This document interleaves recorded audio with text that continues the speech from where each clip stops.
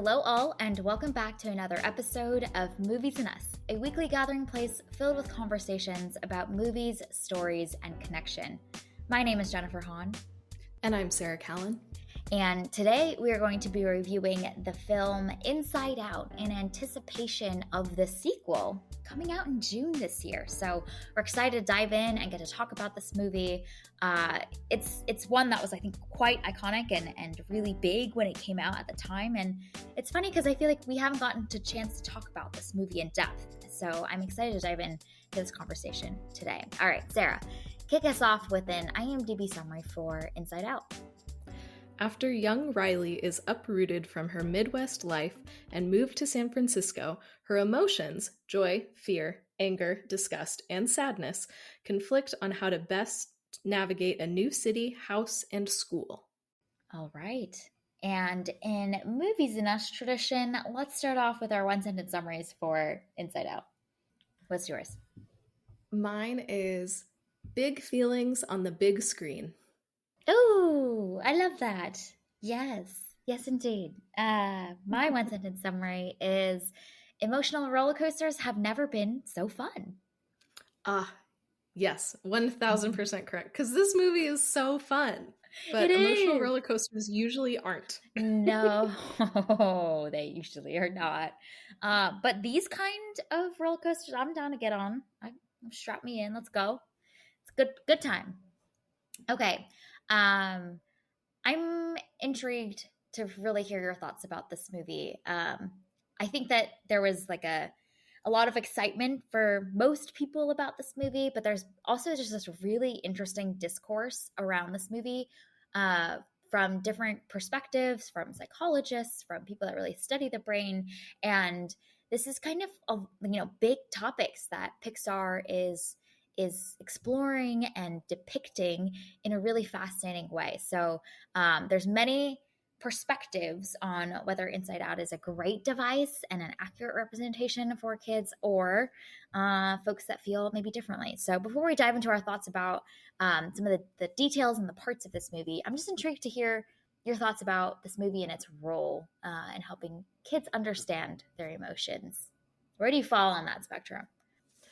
Yeah, I love that this exists. I think that this is a super helpful tool. So once upon a time in a former life, I worked for an organization that put on some classes for adults who wanted to go through like recovery programs. So like kind of like AA, but different. We had like grief classes and all of that stuff. So adults would come to those classes and we needed a curriculum for the kids to go through. And I got to help write that curriculum. And one of the, it wasn't a semester, but for lack of a better term, one of the semesters was really focused on your emotions and identifying your emotions and learning how to, identify them and then use them in good ways and see them as the warning indicators that they are. And then we used this movie to help the kids better understand what these emotions are and what they do. And so I don't think it should be the end all be all of teaching about emotions, but I think that it's a really helpful conversation starter and can help identify and process through these big feelings. And I feel like culturally, we've seen certain emotions as good and certain emotions as bad. And I think that this film does a really good job of showing there aren't bad emotions. They all have a role to play. And it's just when an emotion gets too out of control that things can go bad. But the emotion itself isn't necessarily bad. And I really think that that's an important message. So for me, love it. I think it's a great tool. I don't think it should be the only tool, but I think it's a really helpful thing that parents and others can use to help kids understand some big feelings that they're experiencing. Mm-hmm. Yeah.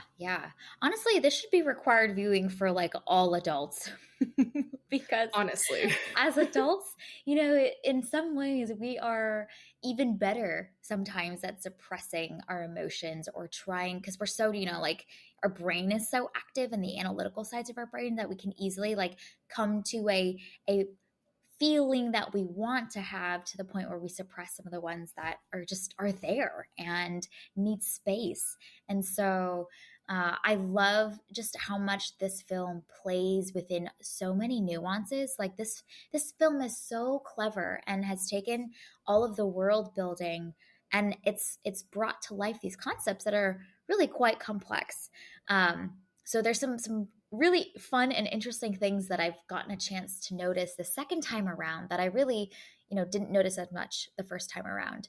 And what I love about this film is that one of the characters, we won't spoil anything yet because maybe you haven't seen it yet. This is really one worth experiencing fully. But one of the characters, one of the emotions specifically, actually plays a vital role in forming a connection with another character that was feeling a certain type of way. And it was really only this character that could build that connection and understand and empathize. And so I love that thesis of this film and the way that it's just able to play in so many of these nuances that are honestly quite surprising. So, there's often the joke that the Pixar movie is like to entertain the kids, but it's really for the parents. And I think that this film is for adults just as much as it is for kids. There's so much nuance in here that is so meaningful. So excited to talk about it a little bit more. Why don't we include a spoiler so that we have the full freedom to talk about all of the aspects of this movie. It's been a couple of years since this film has come out as well. So if you haven't seen Inside Out, we are going to spoil this movie. This is your spoiler alert. Please watch the film if you haven't gotten a chance to yet before listening to the rest of this episode. Okay. I'm intrigued to hear a little bit more about what aspects of this film really worked for you and perhaps some things the second or third viewing. I don't know. I think you've definitely seen it once, but perhaps more times. But just upon multiple viewings, what are things that really deepened for you or were new things that you noticed?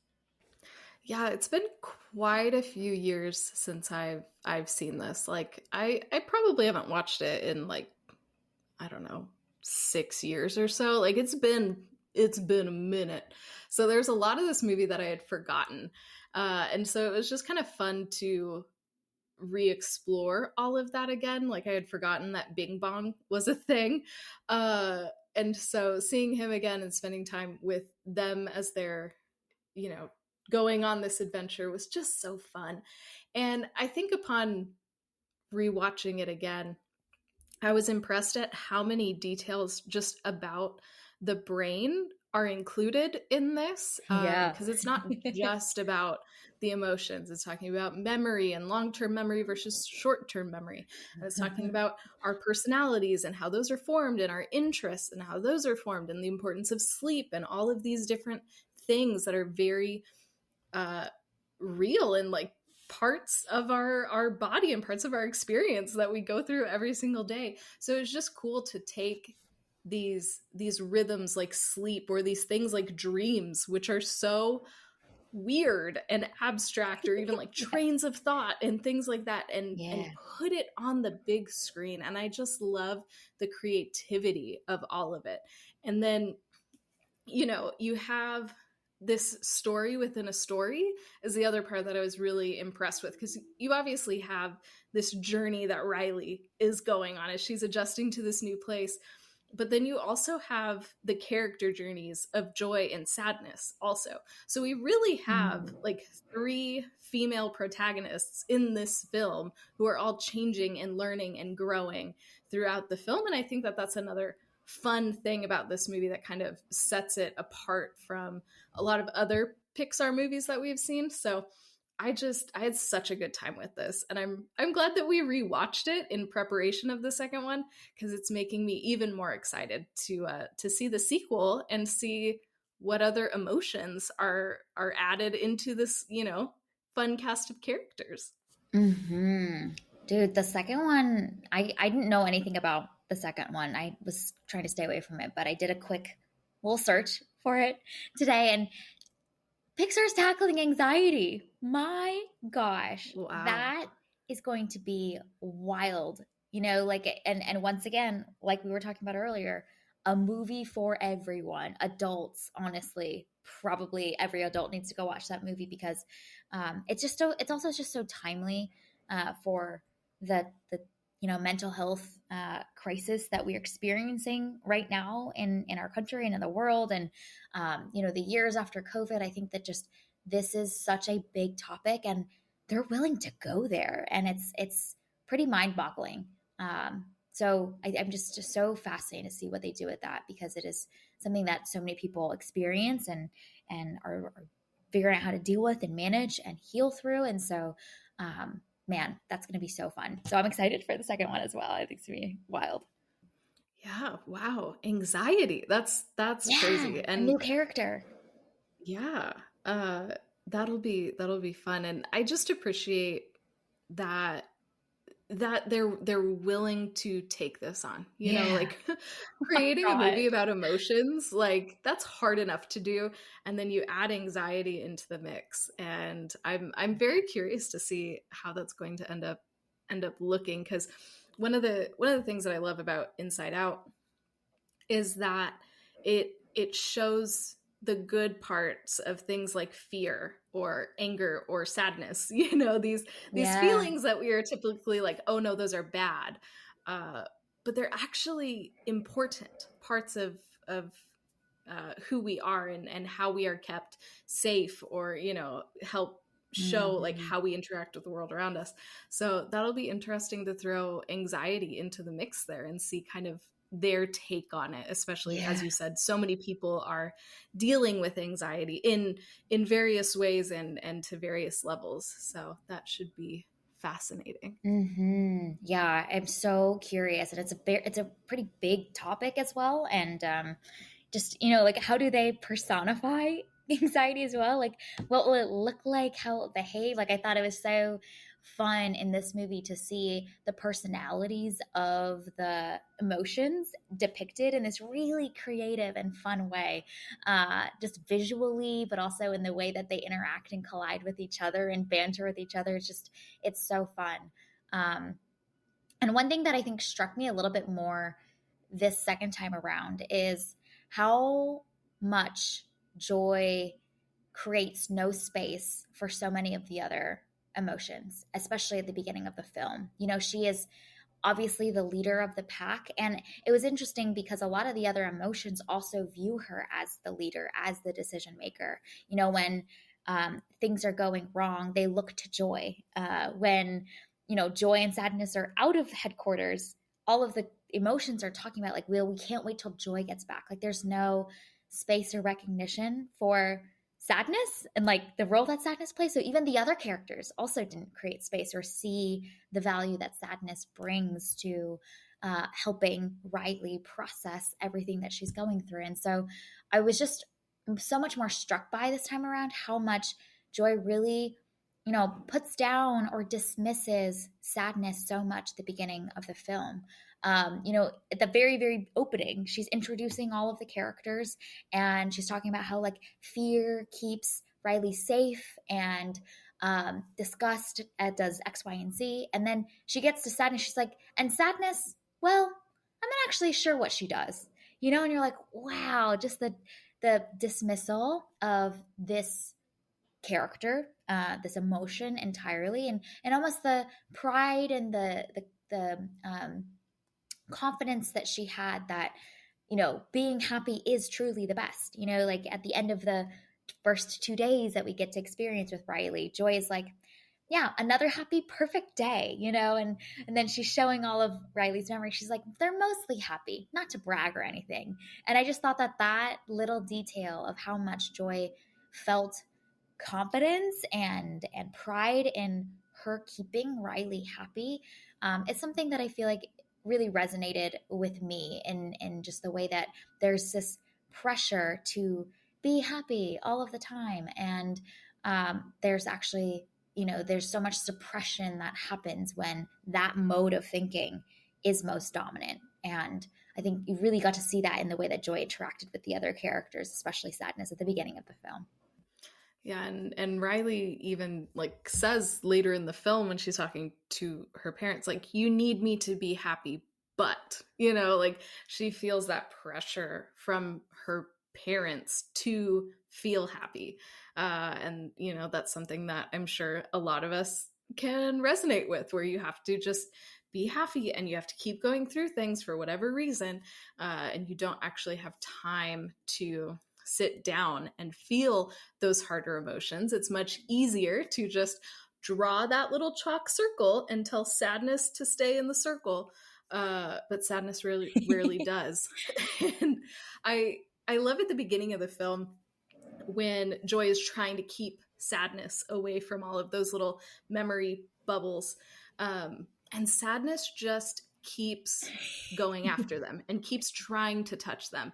And in the beginning, it's kind of like, sadness, what are you doing, bro? Like, Mhm. why can't you just stay away from those? I don't understand. Like, what is possessing you to keep doing this, even though you were told not to? And then by the end of the film, you understand it's because she is able to empathize and she Yeah. understands and is drawn to the sadness and those big emotions of others, and she needs to acknowledge that somehow. And so I love that what starts out as kind of like this silly thing, and you're like, sadness, what are you doing? By the end, you're like, oh no, she was actually doing her job, and we just Yeah. didn't understand it at the time. Yes. And one of my favorite scenes in this movie that I think back to quite often is the scene between Sadness and Bing Bong, and just the way that Sadness is able to create space for him to just feel and to express.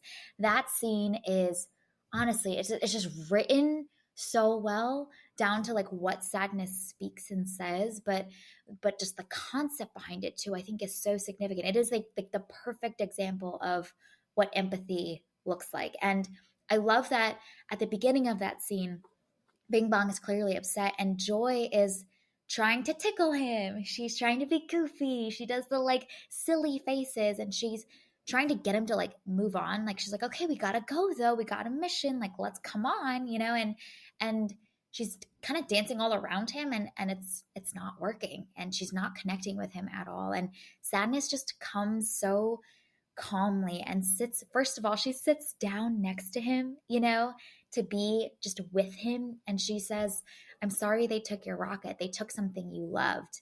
And she doesn't even like, when he explains, like, yeah, this hurt and I feel sad and all these things. And she just says, yeah, it's sad. And she puts her hand on him. And I thought that was such a beautiful, perfect representation of what it looks like to just make space for, acknowledge the way that people are feeling without even needing to respond with a lot more than that. Not trying to say, like, well, this must be rooted back to X, Y, and Z. Like, no, it's just, hey, this is hard and this sucks. And like, we're going to be here together to sit in it.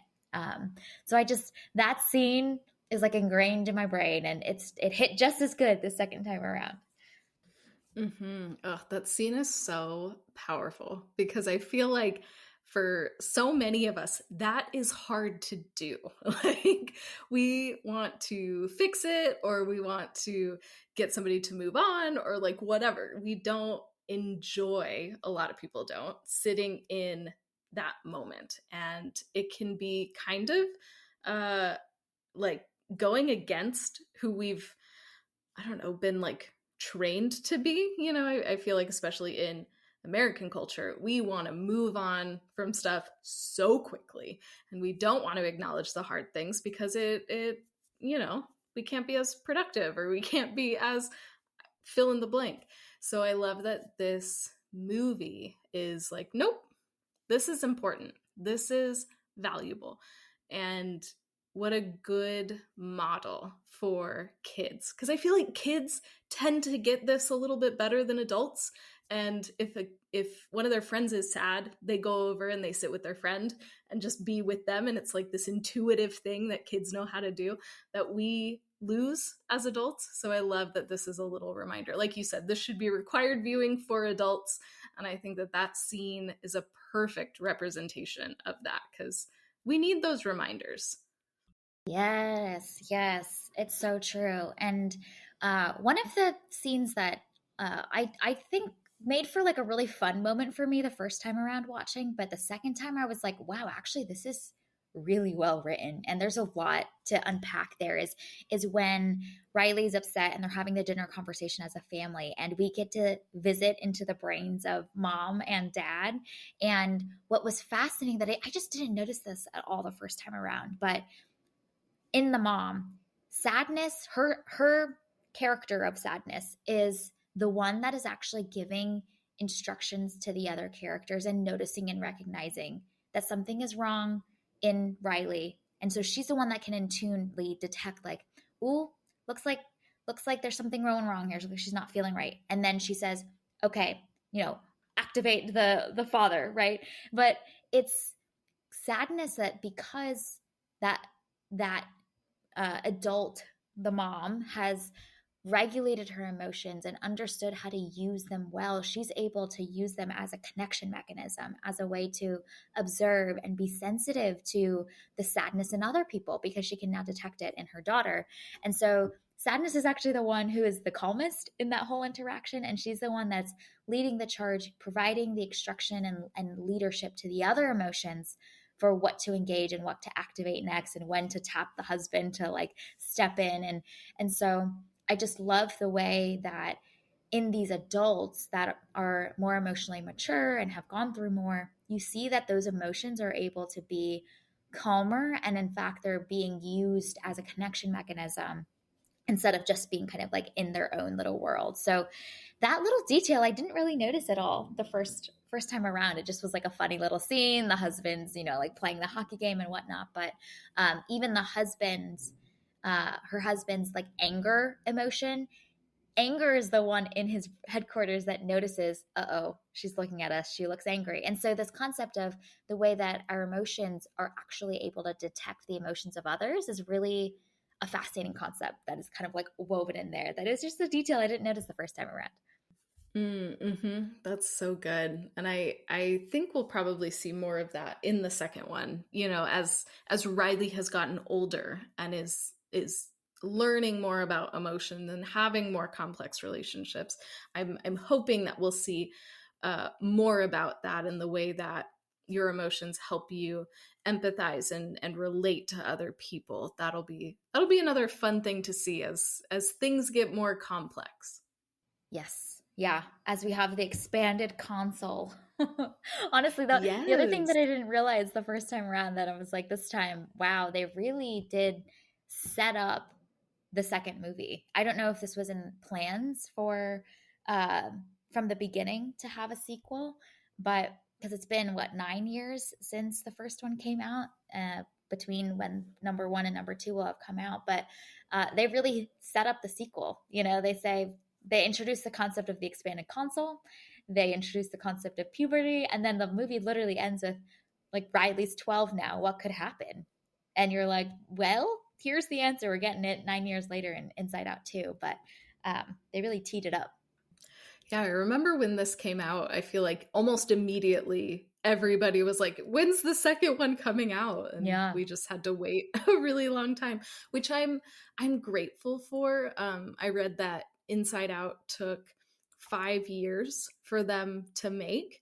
And I feel like you see that from the story and the script to the animation and this really, really these gorgeous visuals that we spend time in, and the way that everything is crafted. Because I would imagine, bringing abstract concepts like emotions, or an unknowable thing like the brain, to the big screen would be really, really difficult. So if the first one took 5 years, I'm really hoping that that the second one also took as long as it needed to create it, because you can tell when people have invested years into a project, and you can see it, you can sense it. There's just a quality to it, and I'm really hopeful that we'll see that in the second one as well. Yeah, no, that's so true. And also just the amount of like detail and meaning behind all the details in the world building. Like, I think that's something that you mentioned in your initial thoughts, of just like how like accurate and how many concepts are woven into this movie. Train of thought, abstract thought, dreams, long-term memory, like even little things like getting an idea stuck in your head or the jingle stuck in your head. Like all of those things are so complex, and they've really thought about like how does this look visually, and then what are some like fun ways to bring this to life. And I remember it being really thrilling the first time around, but I was kind of surprised at how many concepts are actually really thrown into here. The subconscious, like that whole thing. It's a lot. It's a lot. And there's so much more to the brain that I'm intrigued to see what they'll do next. But even in this one standalone, an hour, 45-minute movie, there's already so many concepts that they've touched on and brought to life. And did it in such a cool and creative way. All of the main characters, they look great, and there's so much texture and detail to each of them. And I can only imagine how long it took to construct all of them. And then you go into the brain and you see all of the memories, you see how her like personality is constructed in these different islands that she has. But then one of my favorite parts is when they go into the abstract thought area, and then you see a completely different style of animation, and they go through so many changes, and it's so fun and zany and wild. And I love that this film is so colorful and so creative artistically. And obviously, like, it's a children's movie, so it's gonna be colorful and have all of the things to keep kids entertained. But also as an adult, like, there's something really magical about this movie, I think, which is funny because there's no magic that happens in it. And I think that that's really quite an achievement that Pixar was able to make this thing so fun to be in, especially when you're talking about things like emotions, which a lot of us tend to want to avoid. So just love the creativity, love the animation. Ugh, it's great. This is such a fun movie. I'm so glad It's that so it good. exists. Yes, yes. And like you said, it's like really an adventure movie, like we see them visit all these distant places and lands that look so different. And so for the kiddos that are just captivated by like the big shiny colors and patterns and textures, like that in and of itself is stimulating and thrilling as an adventure story.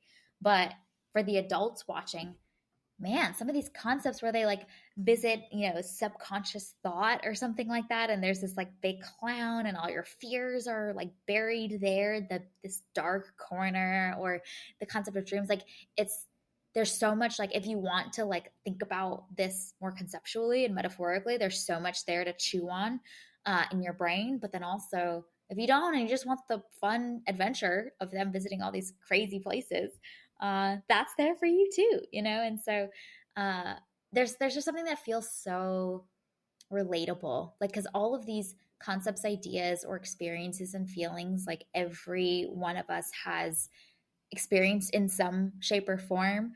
And when a film can depict that visually in this crazy way and it feels resonant, it feels just like so thrilling and satisfying, And even little things like uh, the advertisement for, I think it's toothpaste or something like that, the jingle that gets stuck in your brain, like Yeah.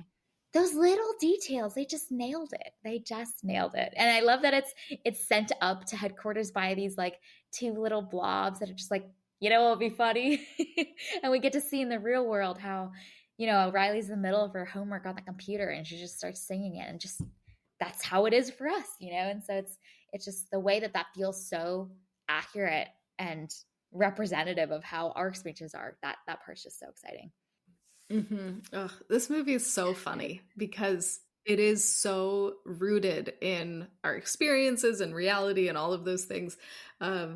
Even though we're talking about, emotions personified, but still, it doesn't feel wild or out of left field, but it feels very, very resonant with our experiences just because of all of those little details that it includes. Like, this movie is so smart, and I don't know that it gets enough recognition for just how smart the writing is, but Mhm. this is a very, very well done film. Yeah, yeah. And like you mentioned, just how like all of those details really do make sense. Like the one that like really stood out to me, there's two actually. One is uh when joy and sadness are, they've been like sucked out of headquarters into the depths of the brain. Fear, anger, and disgust are forced to figure out how they're like pretending to be joy, and there's this moment where Riley's sitting at the table with her family, and there's this moment of sarcasm where she was like, well, I don't know, I'm feeling fine, what are you talking about, and it's sarcasm. The words are, I'm feeling so happy, but the tone is disgust, because in the brain it's disgust pretending to be joy, and them trying to, so like the way that all of that lines up so perfectly, it fits for the narrative because all these emotions, these three emotions, are left to figure out what to do, but they view joy as a leader, so they're trying to be joy to keep things at peace, like that's consistent. But then this other conceptual concept of sarcasm, and especially like when you're in middle school and you're 11 and you're exploring sarcasm for the first time, and that coming out for the first time at that age, that feels consistent too. Like that is just mind blowing to me how it all lines up, and there's this like glee that we get when we see that happen. So those little tiny details I thought were just so crazy. The second one that really stood out to me was when Riley is basically, she gets the idea in her head to run away from home, and when that little light bulb of that idea gets stuck inside of the console, and none of the other emotions can now have any effect on her, like I think the console starts to like turn into this like steel dark gray, and like none of the buttons are working anymore. You're just like, yeah, when I get tunnel vision about an idea because I'm feeling some type of way, none of the emotions, like fear, doesn't kick in anymore because you're just so locked in on whatever thing that you want to accomplish.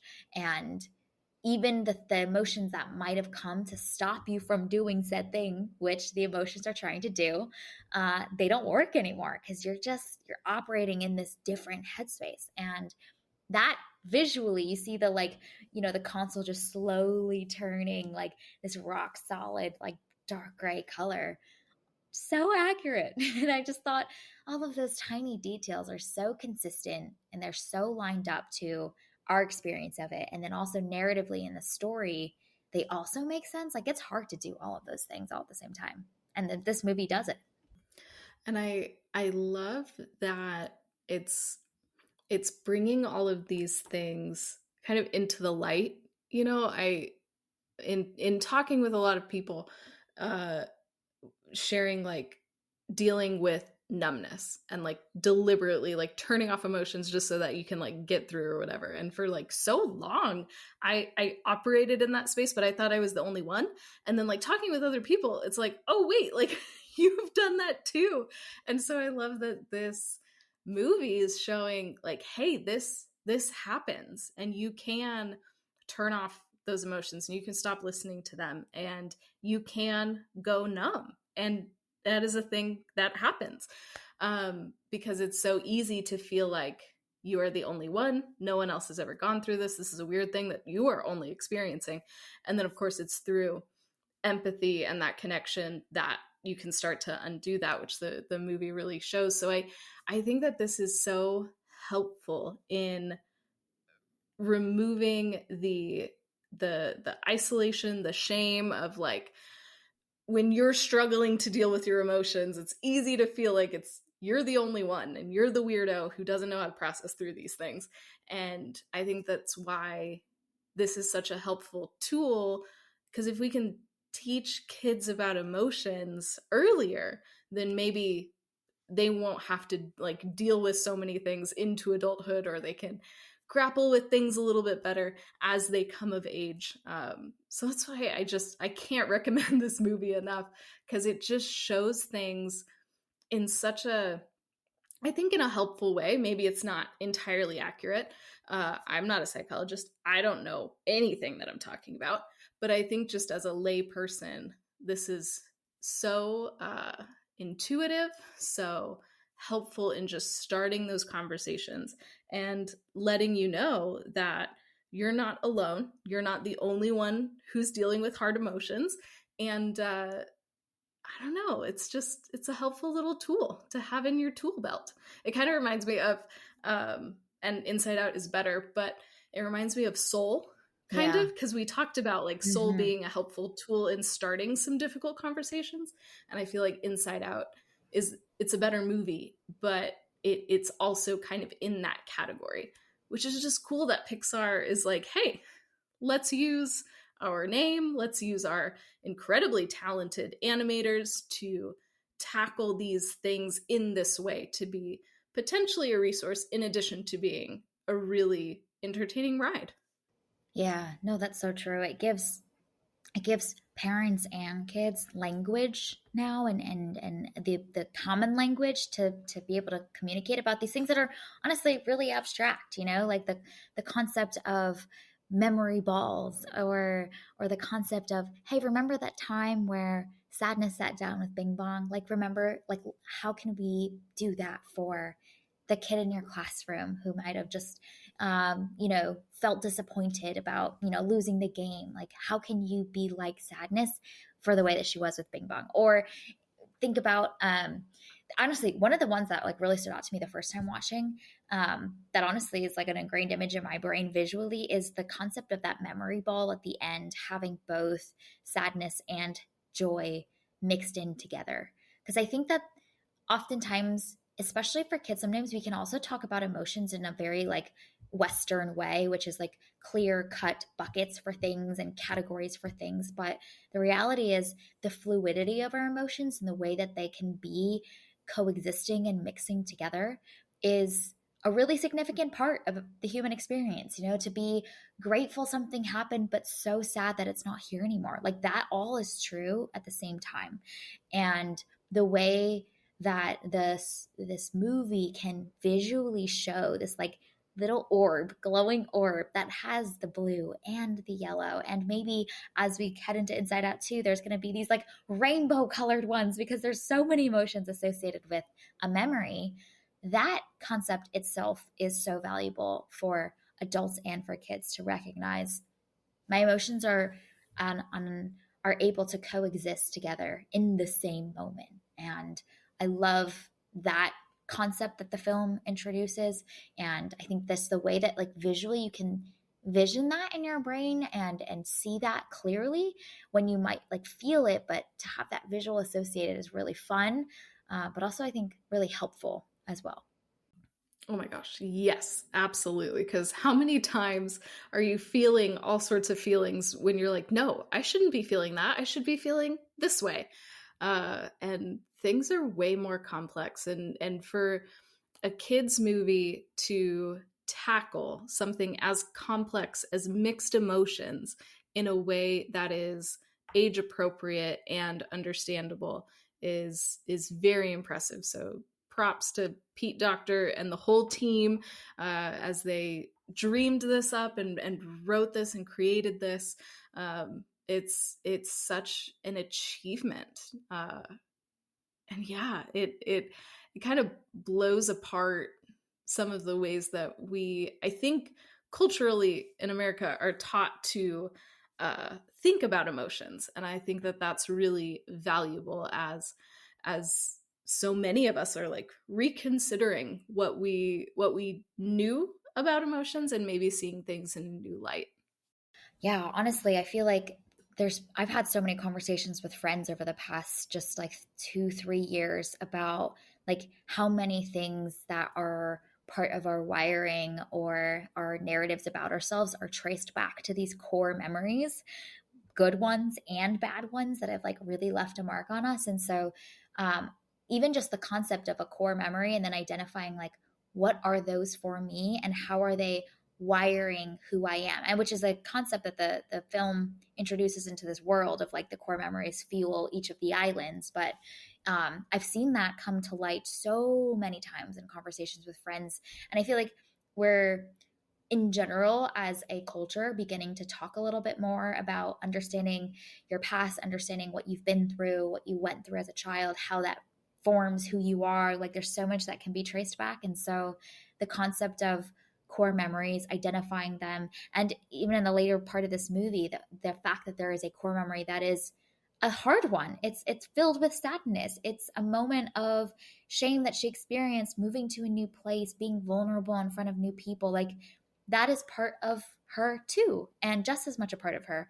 And so it's easy when you're young to have all of these core memories that are all joyful, but as you get older, some of your core memories are sad and hard, and it's about what we conclude, what we draw insight from and interpret as far as like who we are and how we were loved or not loved, created space for or not created space for in those moments that then form who we are. And so tracing back to core memories, I think, is a concept that in general our culture is doing more of now, as more, more people are going to therapy and unearthing those things in their past. But this movie, 10 years ago, 9 years ago, was already pretty captivated by that concept as well. And I think that's a significant concept to introduce to kids at a younger age, and then honestly for us adults to grapple with as well. What are my core memories?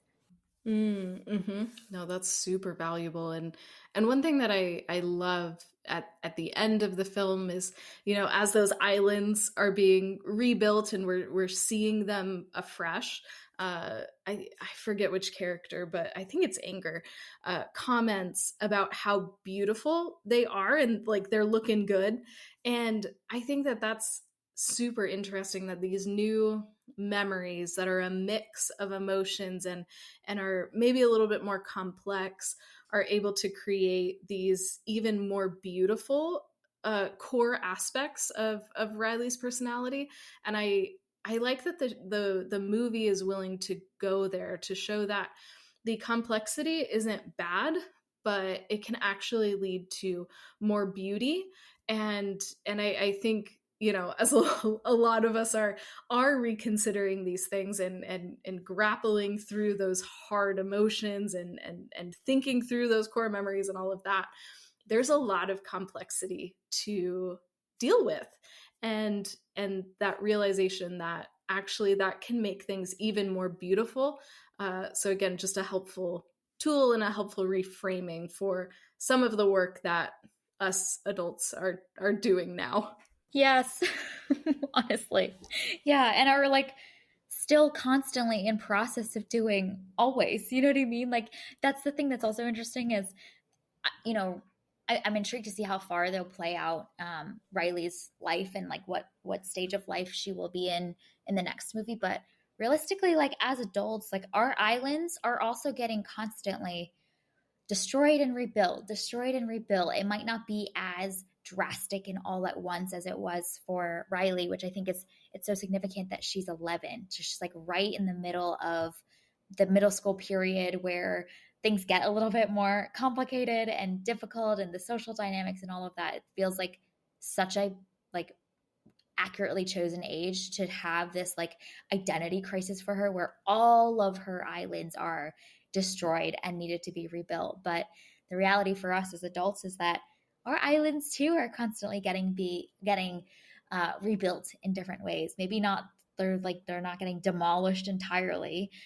Maybe we've grown and matured so that we are constantly like fixing up, repairing, building new wings on our islands, or maybe totally new ones that haven't existed before. But those islands are dynamic, and I love that the movie is showcasing that that is a good thing, and they even get an expanded console by the end, which I thought was so fun to see all the emotions be like, ooh, we've got a whole new set of buttons now. Like just the excitement around having more complex and more diverse emotions is thrilling. It's exciting. It should be embraced. We don't want to stay in the more basic, simple ways of thinking about these things. No, we get to have a more expanded console. I thought that was just really sweet and really fun too at the end there. Yes. Yeah. We want to celebrate growth and change. And I mean, who wants to be static and stuck and stay the same?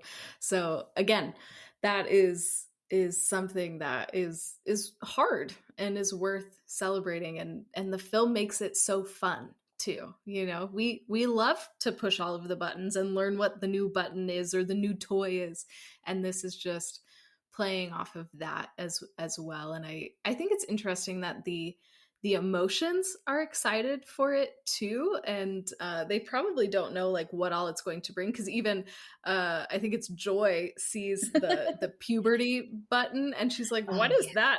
It's not going to be a big deal.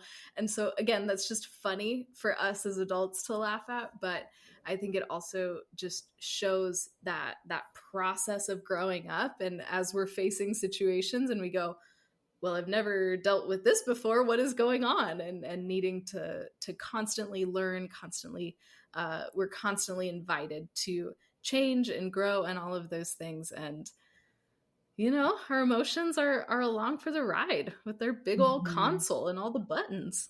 Hmm.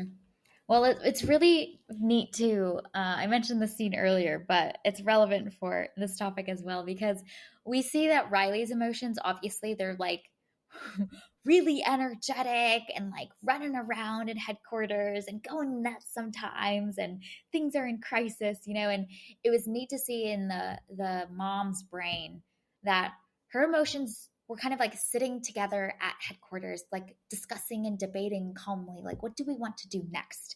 And I just thought that, like, visual contrast of like the dynamic movement, constantly things like zooming around in headquarters in Riley's brain versus in the mom's brain, where all of the emotions are there and they're present and they exist, but there's a they're calm, they're grounded, they're discussing what they want to do, they're allowing space for each of the emotions to share, you know, what their opinion is around how they're feeling and what they want to do next. But it's this like very calm discussion instead of this like chaotic environment that kind of exists in Riley's brain, which is so I think like visually indicative of how when we're young, like we don't know how to control our emotions, and they just run rampant sometimes. And as we get older, perhaps the inside of our brain looks a little bit more like the mom's, where there's space for every emotion to exist and to share, but there's less volatility and chaos that's constantly ensuing. So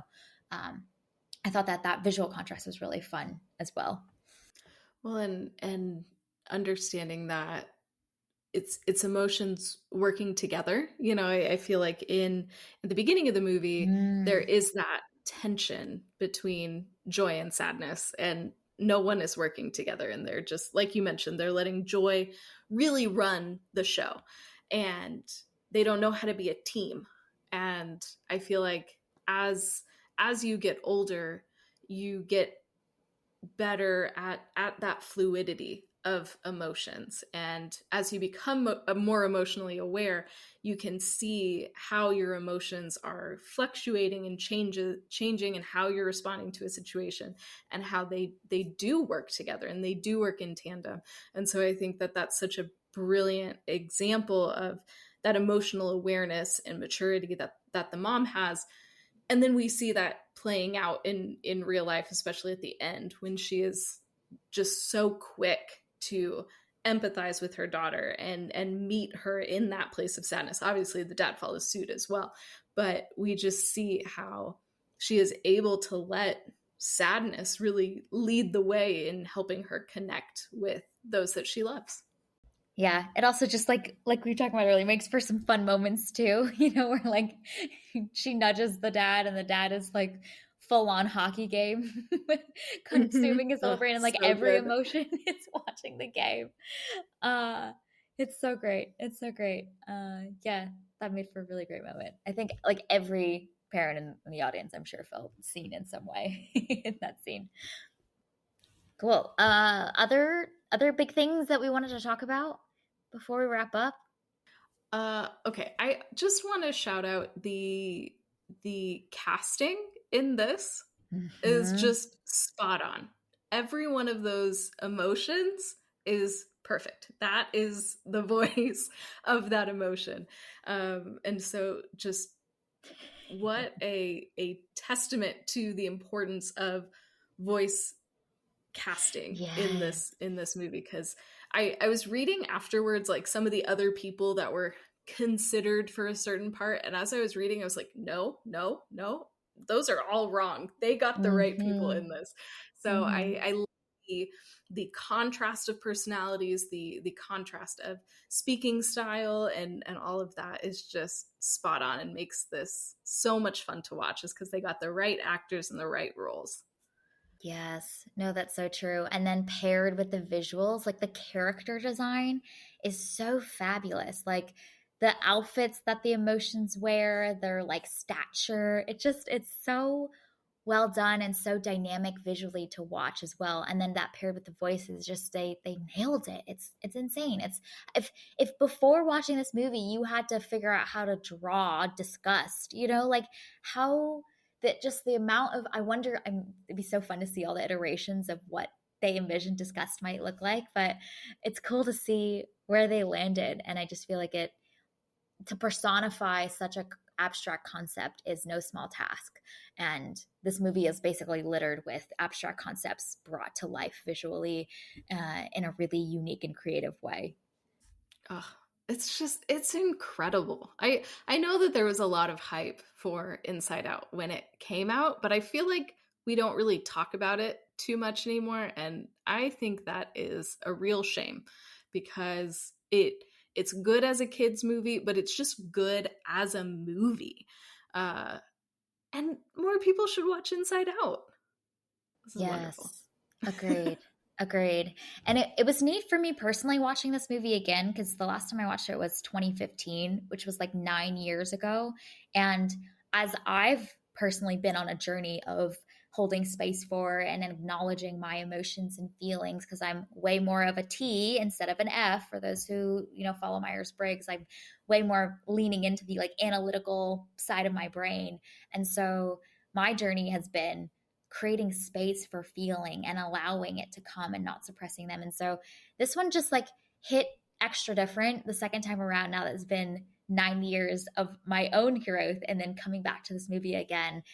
There's just so many more things that felt really meaningful. So it's so neat how well this film holds up as well over the past 9 years. And I'm excited for this next one because I think they're really tackling some big concepts, and I think it'll reinvigorate the excitement for this movie as well and this world. And I think a lot of other people are going to probably watch Inside Out 1 again, perhaps, as they anticipate and look forward to the second one coming out. So it's going to be neat to see more people hopefully reigniting their love for this movie and celebrating this movie again. So one thing that I had forgotten about this movie is all of the emphasis on sleep, which made me immediately think of you because you have been on a researching journey to learn about sleep. So Yes. how did that warm your little soul as there's such an emphasis on Riley going to sleep and what happens in the brain as she was sleeping? Yes, and specifically the part about REM sleep and that being the place where your emotions are often processed, and the significance of that. And so for some of those scenes where we're in the dream sequences, like there's some really silly dreams, obviously, but the one where she is, um, what's it called? Replaying the scene where she was at school and feeling really embarrassed that she cried in front of her class. And then the dream gets interrupted. And I'm like, no, this is really key to her processing this emotion, and so that's the cost of when sometimes we have, get bad sleep or wake up in the middle of the night or don't get enough sleep, is that we miss those opportunities to process, to feel the bigness of that feeling of shame and embarrassment, which often happens in dreams in REM.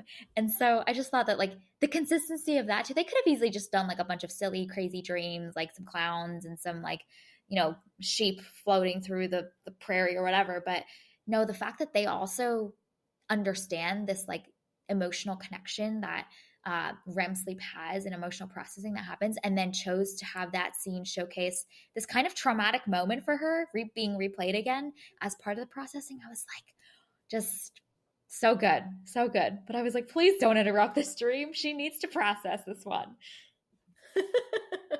Yeah, you were looking out for her, Right? Joy just wanted to be happy all the time, but boy. She didn't read all of the science around No. the importance of sleep. She didn't do her research. No, she didn't read Why We Sleep by Matthew J. Walker. It's one of the most thrilling books I've ever read. Cannot recommend enough. If anyone wants a thrilling study about sleep studies and sleep research. Very well written book. All right. Good to know. I will add that to my to-read list. It reads like a thriller. You're like, ooh, what's the next study you did? Wow. Question that was raised. That's amazing. Oh, I'm so intrigued now. Cool. Well, yeah. Any other last thoughts before we wrap up? Okay. I love Sadness. She makes my heart so happy because of just who she is. She's just a delight. And that is one of my favorite parts about this movie. Is just we get to spend so much time with Sadness, and I just love spending time with her. So I'm very excited for the second movie, and I'm hoping that we get more quality time with Sadness because she is my favorite. Yes, she's just, I love that, like, they make for some like really funny moments too, she's just like plopped on the floor. Or there's one point where she's like, yeah, there's something wrong with me, I'm having a breakdown. Just I can feel that. It's so good. It's so relatable. We have all been Sadness in our cable knit sweater, just face down on the floor. Yes. It's so good. It's so cute. It's so cute. Yeah, and then it'll be fun to see Sadness interact with anxiety. What will that interaction look like? What will that interpersonal dynamic between those characters look like? Man, it's going to be such a good time. I'm so excited. I'm so excited. And I'm glad, like we mentioned earlier, they're taking the time too. They're not rushing to push out a sequel within like 3 years. No, they really took their time to do this right, it seems like. So that'll be thrilling. Yes, I can't wait. Me too. Let's go. Inside Out 2. We are ready. Honestly, I'm like, play this out all the way through adulthood. I want to see the emotions of an adult as well, like the scenes with mom and dad. Yeah. So interesting and so illuminating. Yeah. All right. Well, this is our review and discussion of Inside Out. You can find it available on Disney Plus, and I'm sure many other streaming platforms as well. Thank you for listening to this week's episode of Movies and Us. Our name sums it up. We're all about movies and the powerful ways we can connect with each other and the world around us. This podcast is about all of us and our shared stories, so everyone is welcome here, and we're so glad you spent time with us today. You can subscribe to this podcast on Spotify, Apple Podcasts, or wherever you tune to your favorite shows. Drop us a rating and review, letting us know your thoughts about Inside Out. You can connect with us on Instagram, Threads, and TikTok at moviesandUsPod, or email us at moviesandUsPod@gmail.com. We will be back next week to discuss the film Challengers. We hope you have an amazing week, and we'll talk again very soon.